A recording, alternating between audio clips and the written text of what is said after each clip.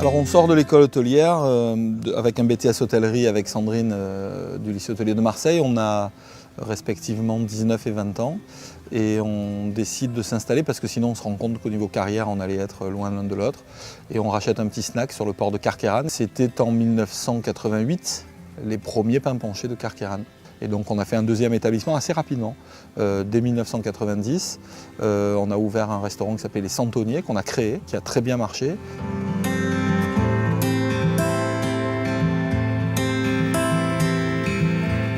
Et en 2000, on trouve cette propriété du Cap Brun qu'on visite. Et quand on la visite, je dis mais c'est pas possible, on n'arrivera jamais à faire un restaurant là-dedans. Et Sandrine me dit si, c'est exactement là qu'il faut le faire. Et donc je l'écoute et puis on fait les pains penchés et elle avait bien raison. Et voilà, et les pains penchés c'est la belle histoire aussi humaine parce que beaucoup de nos directeurs de restaurants aujourd'hui dans nos différentes maisons, de nos chefs de cuisine, sont des gens qui ont été formés en apprentissage chez nous, travaillent chez nous depuis 30 ans, depuis 25 ans, depuis 20 ans. On serait tenté de dire qu'ils nous sont fidèles et c'est le contraire, c'est nous qui leur sommes fidèles.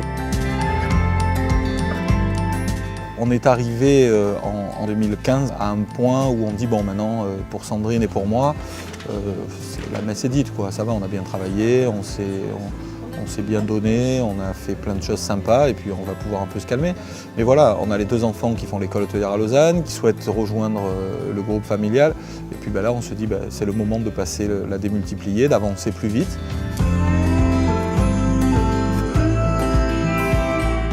Comme pour les pains penchés, c'est Sandrine qui m'avait dit au Cap Brun à Toulon, c'est là qu'il faut s'installer alors que j'y croyais pas et que je l'ai fait. Au Grand Hôtel des Sablettes, j'y croyais encore moins.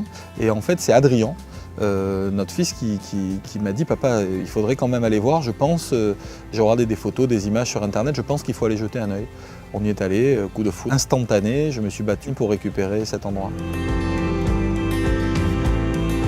Le projet, c'est de l'hôtellerie. On a récupéré ce bâtiment qui date de 1810, qui était un palace à l'époque où la Côte d'Azur, il était de notoriété nationale qu'elle était ici.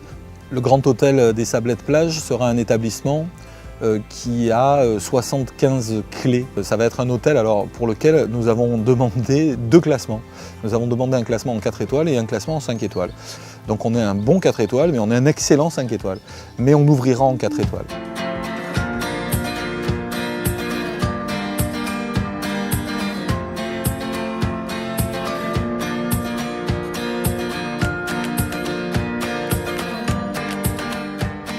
Alors, la restauration du Grand Hôtel des Sablettes Plage aura 3 pôles. Au pied de l'hôtel, comme dans les palaces parisiens, la galerie. Dans ce restaurant, il y aura les petits déjeuners, il y aura le service du midi, mais il y aura aussi le bar, donc on pourra venir et boire un cocktail.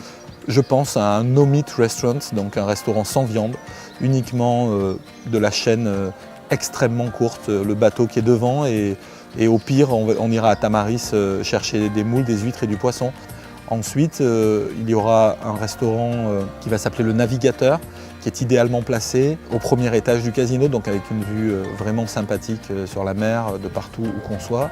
Un restaurant que j'ai voulu comme une cabane de pêcheurs. Ça va être une brasserie maritime, pareil, on est tourné vers les produits de la mer. Et puis enfin, le restaurant gastronomique qui va s'appeler Horizon. On va favoriser le confort, on va faire peu de tables. Et là aussi, le personnel de cuisine et de salle va être juste dingue.